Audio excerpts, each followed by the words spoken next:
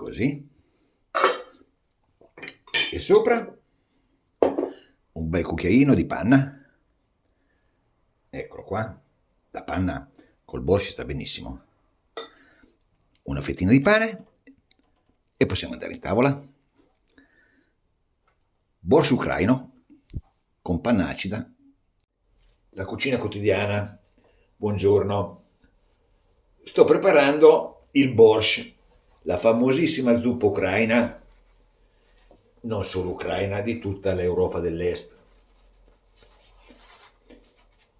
In genere la faccio sempre di verdure. Oggi voglio provare con la carne, quindi stasera faccio il brodo e domani faccio il borscht. Preparo il brodo di carne, classicissimo. Della carne, un pezzo di osso, sedano, carote e cipolla, una foglia di alloro, dei grani di pepe, sale grosso e acqua fredda, e facciamo bollire un'oretta e mezzo questa sera, così domani possiamo partire subito. Come sempre il brodo va schiumato quando comincia a bollire.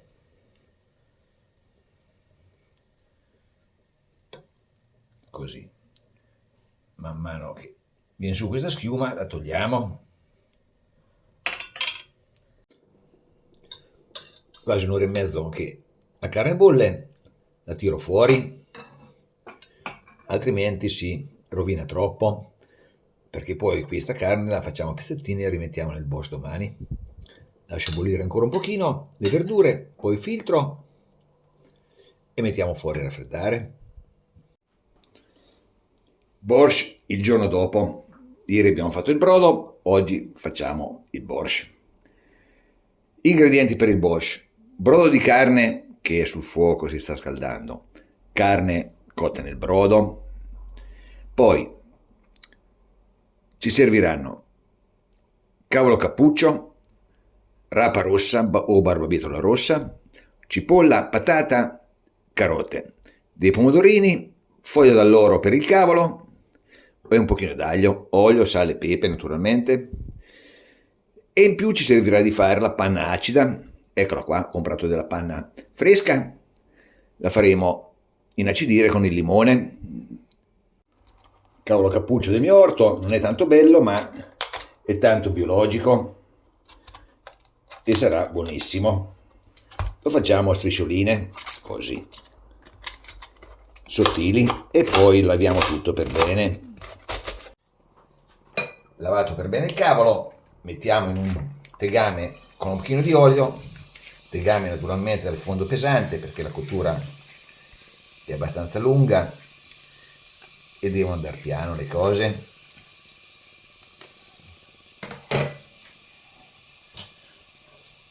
Un pochino di sale per far tirare fuori l'acqua di vegetazione, e qui abbiamo il brodo di carne che abbiamo fatto ieri sera. Facciamo appassire per bene il cavolo, se c'è bisogno aggiungiamo il brodo. Dimenticavo, con il cavolo cappuccio aggiungiamo anche una foglia di alloro che ci aiuta con l'odore del cavolo.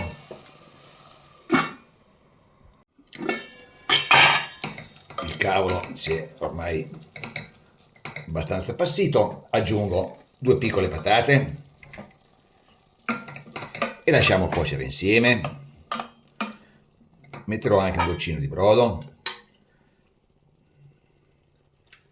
così, e lasciamo andare un 20 minuti. E adesso barbabietola rossa o rapa rossa, fondamentale per questo piatto. Queste sono, le ho comprate già lessate. Se lessate in casa sono molto più buone, ma non lo trovate, quindi ho preso queste. Ne grattugiamo una piccolina, un'altra barbabietola invece la faremo a tocchettini, dimensioni come le patate.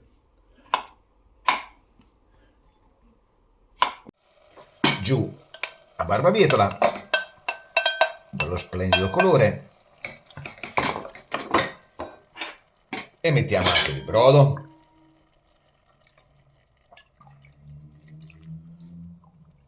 E lasciamo insaporire tutto insieme. E adesso la seconda parte delle verdure.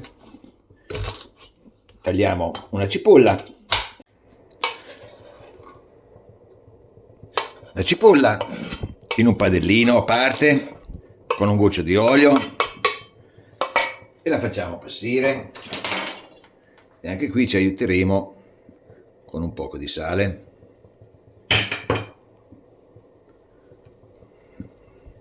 Nel frattempo grattugiamo una bella carota. Carota pronta. Alla cipolla aggiungo anche uno spicchio di aglio schiacciato e tritato. Qui me ne è avanzata di carota,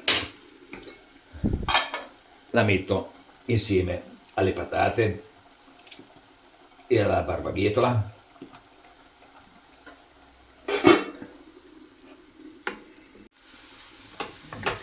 Dentro anche le carote insieme alla cipolla e continuiamo a far stufare e prepariamo i pomodori. Faccio pezzetti. Io dopo questi pomodori, questi sono del mio orto, congelati, ma vanno benissimo anche i pomodori in scatola. Va benissimo anche il concentrato se non avete pomodori.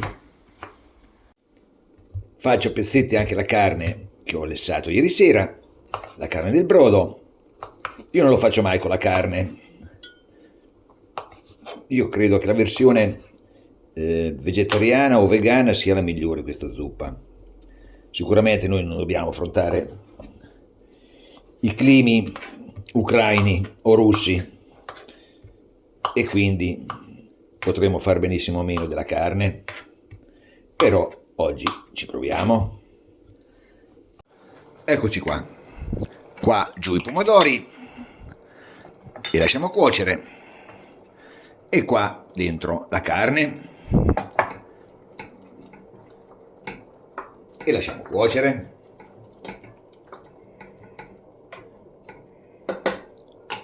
Naturalmente brodo all'occorrenza.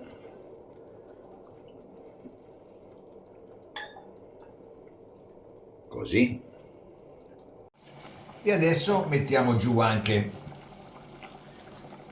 le carote e la cipolla, i pomodori, e lasciamo andare gli ultimi 20 minuti, una mezz'oretta. E adesso non ci rimane che fare la panna acida e tostare un pochino di pane che non ho e quindi devo uscire. Così.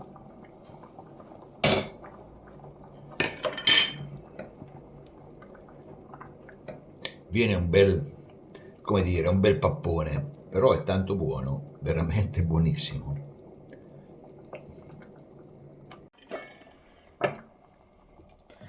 Eccolo qua il nostro borscht, ormai è pronto. Adesso lasciamo riposare, spegniamo, lasciamo riposare una mezz'oretta, perché queste zuppe più riposano più buone sono. Quindi fatene in abbondanza perché domani sarà spettacolare. Possiamo anche togliere ormai la foglia d'alloro che ha fatto la sua funzione. Spegniamo e andiamo a prendere il pane. Eccoci qua, sono andato a prendere il pane. Facciamo qualche bella fettina. Ho preparato anche un aglio per fare una bruschetta all'aglio, che l'aglio nel borscht si sta proprio bene. E ho preparato anche per fare la panna acida, panna fresca e limone, un contenitore, un pochino di panna e diamo una frullata e la montiamo leggermente, non troppo. Ecco qua, non deve venire una panna molto molto densa. E ci spremiamo un pochino di limone.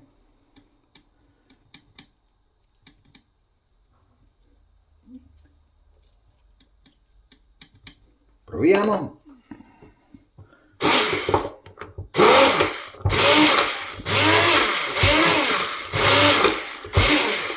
Eccola qua. È pronta. Sul borscht sarà perfetta. Panna acida, velocissima. Pane pronto. Ci diamo una bella strofinata con l'aglio. Ne farò 2 con l'aglio e 2 senza. Ecco qua, bruschette pronte. Non rimane che impiattare. Il nostro borscht ancora è fumante. Facciamo una bella ciotola.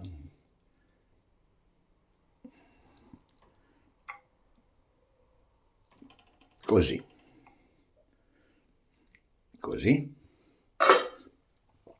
E sopra un bel cucchiaino di panna. Eccolo qua. La panna col borscht sta benissimo. Una fettina di pane e possiamo andare in tavola. Borscht ucraino con panna acida, anzi borscht di carne con panna acida. Buon appetito!